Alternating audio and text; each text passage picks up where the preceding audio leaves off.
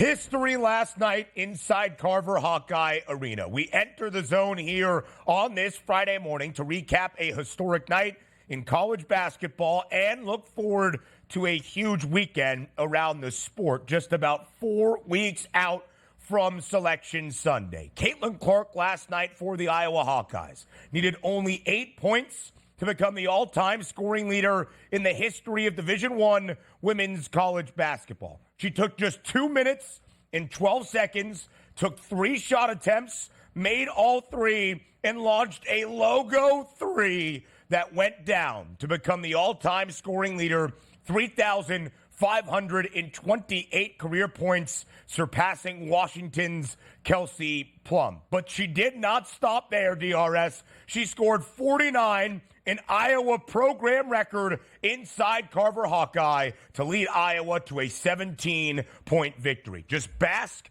at that stat line. The most significant stage of her career at this moment, with all the pressure, the eyeballs, and the notoriety. And Caitlin Clark is a superstar who delivers on all counts. 49 points, 13 dimes. Her Hawkeyes win 106-89. Do not cover slightly as an 18.5-point home favorite, but a total of 155.5. Skies to the over. History for Caitlin Clark and the Iowa Hawkeyes.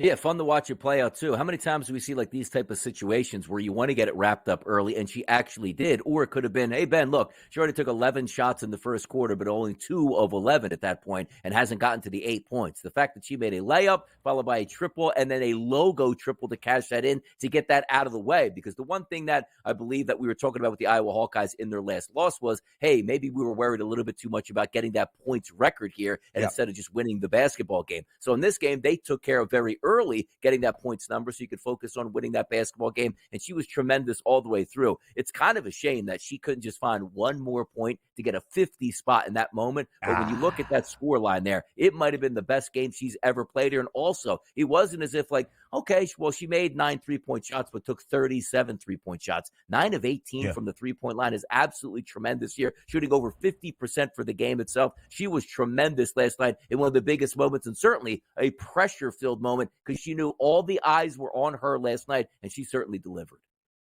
When you ask superstars to rise to the occasion, to match the level of expectation that we all set for them, and they do so in the most efficient manner, 3 field goals, 3 makes, and a logo 3 pull-up in transition, that is the definition of a superstar, and Caitlin Clark is every bit of that. 49 points, her career high. On her record-setting night, she had her 12th 40-point game of her Iowa career in 126 total games. That is the most 40-point games in the last 25 years in D1 college basketball, men's or women's. Nobody else has had more than 8 40-point games. The record books will be so long at the end of Caitlin Clark's career, we will just continue to add on and on and on. 13 dimes last night as well for her Iowa team that shot 18 of 35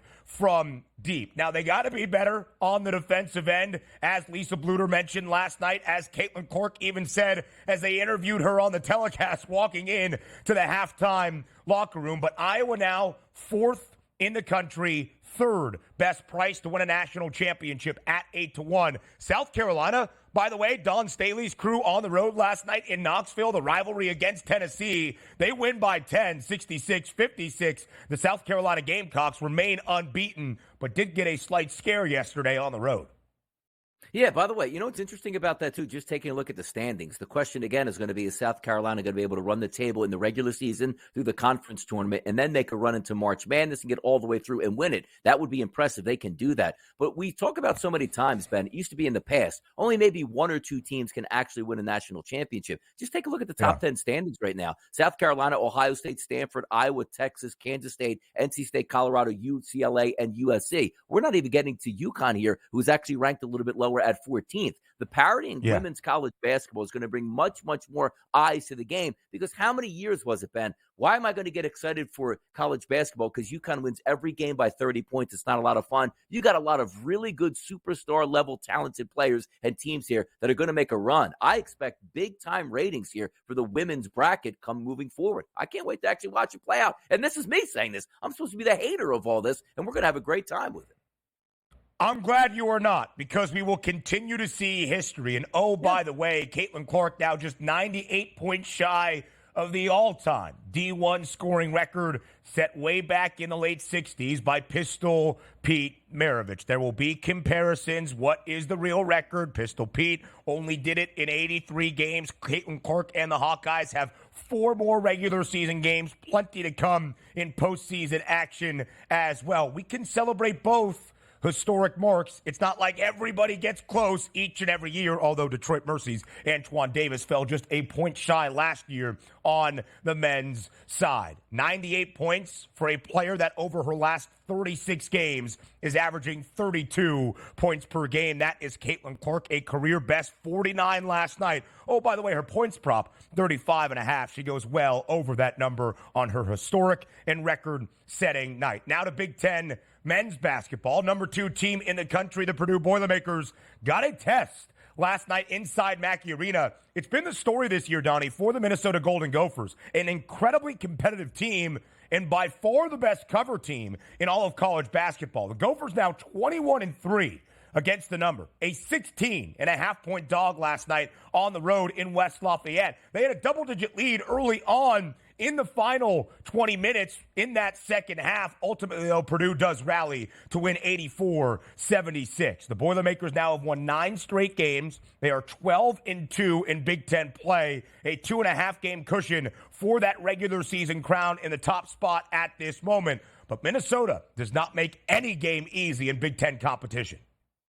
No, they certainly don't, Ben. And if you told me before the game, hey, you know what? They're going to shoot by volume from three-point range and make just about 50% of those. They shot 25 three-point shots and made 12 of those. You should be in that ball game, and they were. The only problem was you flip it over on Purdue, who we know is a dominant big man down low. They also shot close to 48% from three-point range. That's a good win for the Boilermakers. And also, we start talking about some of these wins, Ben, right, as we head towards March Madness and the tournament itself. You want to have situations where you're down at the half so you can draw back on this. Because what's the problem with Purdue heading into March Madness? It's like, hey, we expect a big-time matchup in round number 1 against a team we should beat, and then we find adversity, Ben, and we can't get over that adversity. I love to see top-ranked teams go through adversity before they actually get to the tournament. I think that's going to be a benefit for them. 9 straight wins for the Boilers, 5th longest active streak in all of college basketball on the men's side at the D1 level at this moment. 12-2 in Big Ten play. They have covered in 7 of those 12 victories. Minnesota, meanwhile, they have covered in 7 straight, all booked as an underdog. Ben Johnson is starting to turn things around in the Twin Cities for Minnesota. Ben Johnson, the head coach of the Golden Gophers, not the offensive coordinator for the Detroit Lions. We will see what exactly Minnesota's fate is for the NCAA tournament. They need a couple more quality wins, not just staying competitive in basketball games. And almost playing out in real time, we had John Rothstein on the show yesterday, of course, DRS, who mentioned the best lineup for Purdue features Mason Gillis, kind of opposed to Zach Edey. 14 points for Gillis last night, 4 of 8 from deep. And the difference this year for Purdue is the evolution of the freshman point guard now in his sophomore campaign, Braden Smith. 16 points, 9 dimes, 8 boards, almost a triple-double last night against Minnesota. So, yes, there will be questions about Purdue and their overall outlook come March. Right now, a co-favorite to win a national championship at plus 650 alongside UConn. No doubt about it, and we're looking for a very good March Madness tournament coming up. And again, the questions will be there. If you think you have value on the Purdue Boilermakers, well, that's going to be interesting to look forward to because they've been bounced early. Is this one of those years you press that lever down and trust the Purdue Boilermakers? We'll find out for the rest of the part of the season, particularly in the Big Ten. To the NBA level next around the association.